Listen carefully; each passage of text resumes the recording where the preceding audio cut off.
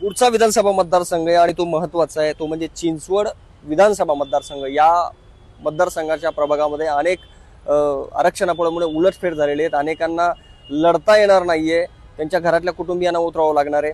कुठले असे प्रभाग आहेत ते? चिंचवड विधानसभा मतदारसंघामध्ये फार मोठ्या प्रमाणावर नाही, मला वाटते तुमचे नामदेव ढाके साहेबांचा प्रभाग असेल किंवा पिंपळे थेरगावचा प्रभाग असेल, काळेवाडीचा प्रभाग असेल, या ठिकाणी काही अंशी बदल झालेले आहेत।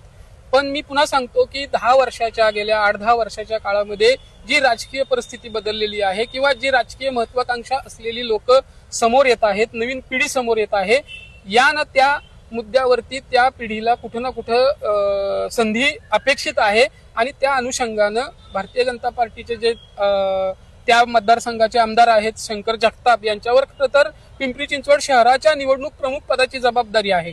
त्यामुळे शंकर जगतापांनी तुम्ही जर विचार केला, गेल्या 19 नंतर 19 ची निवडणूक असेल, पोटनिवडणूक 22 ची असेल, 24 ची स्वतः लढवलेली निवडणूक असेल, अशा 3 निवडणुका त्या मतदारसंघामध्ये त्यांनी लेगवर्क केलेला आहे, प्रत्यक्ष ग्राउंडवरती काम केलेलं आहे, प्रत्यक्ष निवडणूक लढवलेली आहे। तरी तिकीट देताना किंवा तिकिटाचं वाटप करताना मला वाटतं की भारतीय जनता पार्टीचे जे पक्षश्रेष्ठी असतील ते निवडून येण्याची क्षमता आणि हे जे आरक्षण पडलं त्यामुळे प्रभागाची मोडतोड आणि उमेदवार बदलण्याची वेळ कुठल्या अशा प्रभागावर आली? तुम्ही एक उदाहरण सांगितलं फक्त ढहाकेंचं।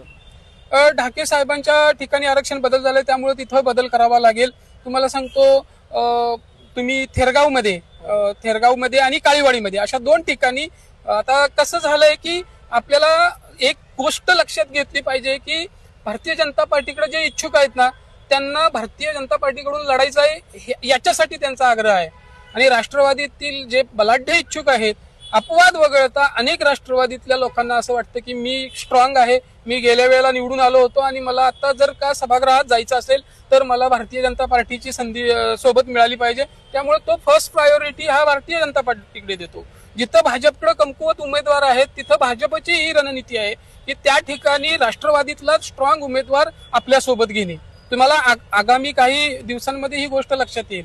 त्यामुळं आत्ताच्या घडीला तुम्ही जसं म्हणत आहात किंवा ज्या पद्धतीनं आपल्या प्रसार माध्यमांमध्ये चर्चा होती की आरक्षणाचा फाटका किंवा फायदा तोटा, तर ह्या सगळ्या गोष्टी बाजूला पडणार आहेत।